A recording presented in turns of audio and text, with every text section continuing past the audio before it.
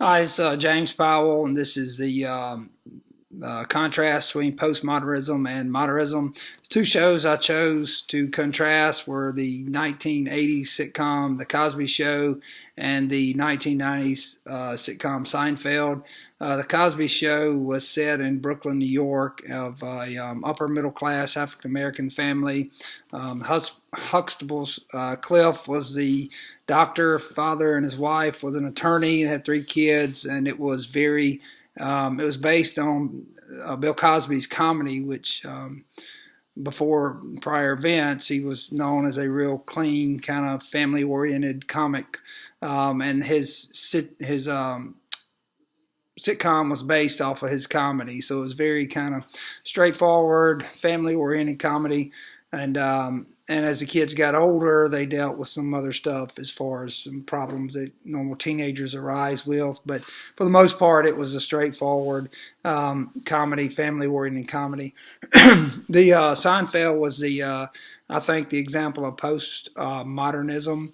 It was a show set in New York that was, the claim was it was about nothing. The show was followed Jerry. It was based on Jerry Seinfeld's comedy and similar basis of the Cosby Show, but his comedy was it was a show that their claim was it was about nothing, and it was a lot of inside jokes. A lot of the show was based on basically Jerry trying to get a pilot for a sitcom also, and he was a comedian in New York, so it was somewhat based on, I guess, somewhat of a loose representation of his life. But that was my example of post modernism. I watched an episode of The Simpsons and looked for intertextuality examples in it, and there was a good many. They referenced TMZ, um, American Idol, and they talked about one of them being an enabler.